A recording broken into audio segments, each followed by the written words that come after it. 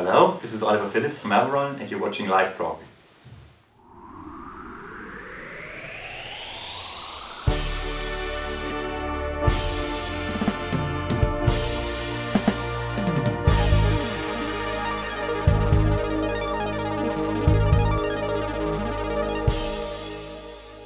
Hello music friends, Marcel Haster here, celebrating music. Music is a form of art. And the funny thing about art is that everybody interprets it or feels it in their own way. Have you ever been to a museum and just look at a painting and just see a few people standing there looking at the same painting? And some people will go crazy, they think, wow, this is amazing, this is fantastic work. Other people will say, I see this in that or that in that, and that's probably what the artist meant. And other people will be like, huh? They don't get it. And the same is with music. What an album that one person can become really enthusiastic about, someone else can go like, oh yeah, it's okay, or maybe like, I don't understand what the fuss is all about. And as a reviewer, I get a lot of different kind of albums. And I always listen to an album, and if you follow my reviews, you know I said it 100 times, maybe more, that for me, an album to be good, it means it has to move me, it has to make a connection with me. You know, if I just listen to an album, it's like, okay, I'm done, I'm going to the next album, then there's no connection and it's no use. And sometimes I have albums that I think that are good, but I struggle with them, like that painting, I don't know what to say about it. One such album is this one, Toxic Smile. Now, I already started with the title. How do you call this album? I don't know. What's the meaning of my life? It's an undertow, frankly taking out the shine. I am rising to the surface. I looked at the website and there it said this is 7. Okay, I know, it doesn't show here. I mean, it's a nice digipack, as you can see. Well, the CD is missing because it's still in my player. I've been listening to it, well, almost all day. To get in the mood for the review, not just to listen to the album so that I know that I can say something to you, but sometimes I listen to an album to also get a certain feeling. And in this case, unfortunately, I have to look which way is up, but this is the correct way. Okay. In this case, I've been listening to the album and really trying to get the mood, get the vibe, get the connection in it, but for some reason it didn't happen. And it's a shame because when I listen to the album, I hear there are some really good musicians making good music. And yet, nothing. I'm sorry about that. And not that these guys are new. I mean, Toxic Smile has been making music for almost 18 years. They were formed in 1996 by Marek Arnold and a drummer that left the band, so unfortunately I can't remember his name. And the interesting part is that I've came across music by Marek Arnold in the past. He did perform on Flaming Row, on 7 Steps to the Green Door. He did guest performances on Manning albums. And I always liked it very much because Marek Arnold is in essence a saxophone player and he is a keyboard player. That is what he does on this album as well. And I always loved his saxophone work on other albums. He really impressed me, really stood out for me. So, and he once said, we had some contact, and he said, you know, you should listen to my own band, Toxic Smile. Well, here I have the chance because this is the last album of this band, released late 2013. So I thought, okay, cool, now I can finally listen to this album. And when I put it on, I hear good progressive rock. Well, good prog mainly.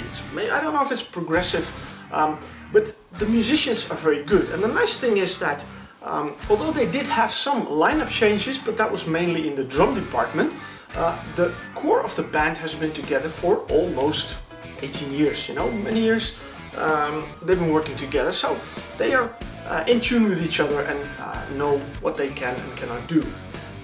Now, I said this is their 7th release. It's not their 7th album because I looked at the website to get an idea who are Toxic Smile.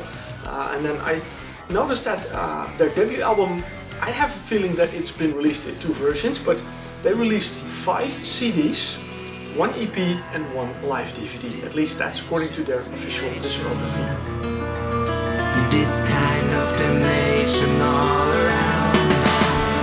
This pressure on my back, like 1,000 foot on the track, can't lose. So this is in essence their 5th CD. And when I listen to it, listen to the band, especially the guitar work, I have to open it up to cheat a little bit with the names. Uwe Reinholz, one of the members that was there from the beginning. I'd say he's a fantastic guitar player. There are some nice solos on the album, there are some nice crunchy riffs on it. Style-wise, I was wondering what are they doing, because they tend to go more to the heavier side of prog. Although the first track on the album, From Inside Out, opens with a little bit of a more jazzy kind of sound. Later on they also have, I have the feeling here, some bit of a vintage prog, vintage retro sound in it. And as I said, more heavier, borderline metal. They don't go into the prog metal, but they come very close to it. So I was wondering which direction are they gonna go. Although the jazz elements only appear in the beginning of the album and on a few other points as well, but that is not the main style you hear in this album. The main style is more the really heavier kind of prog. But I like that jazzy touch, and also on the track Love Without Creation, there we have that saxophone by Marek Arnold, and that's something I really like. And I always say, if you have an instrument that is not used that often or that common, although saxophone is used a lot, but if you do it well, that can really add something to the music. And I was hoping that would stood out a little bit more, but unfortunately, to my recollection, and I have been listening to this album repeatedly, you don't hear it very much, and that's a shame, because I think that would really lift this album to a higher level. At this moment, I'm very honest about it. It doesn't do much for me, I don't understand the fuss about it. I don't know, maybe I'm missing something, but what I hear are good musicians, but it's almost as if it is prog by numbers. I mean, also the drums and everything, also the bass. I mean, if I hear the bass lines in Barefoot Man or King of Nowhere, it sounds really nice, but at the same time, I miss the spark of it. So that's something that can happen as well.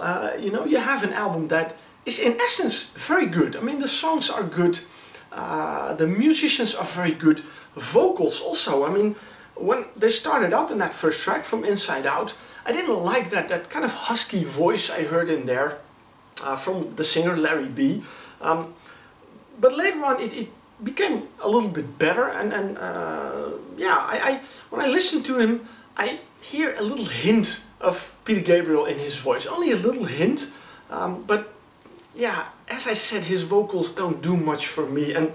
And more on the vocals, I mean, when I listened to Needless, the third song, I thought like, whoa, I'm really sorry, but I really find the vocals a bit boring. And then it turns out, when I looked in it, that Uwe Reinholz, the guitar player, sings on that track. And I would say, Uwe, please don't sing. Leave that to Larry B. I mean, he is at least a better singer.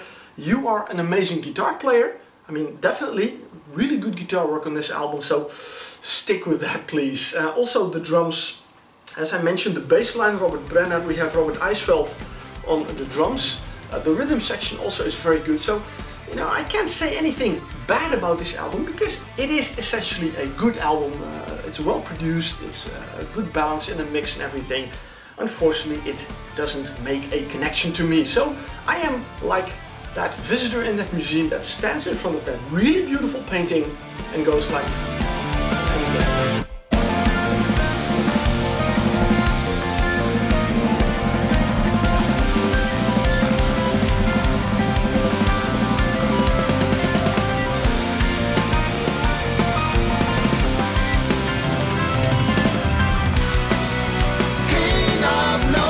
that is something that happens.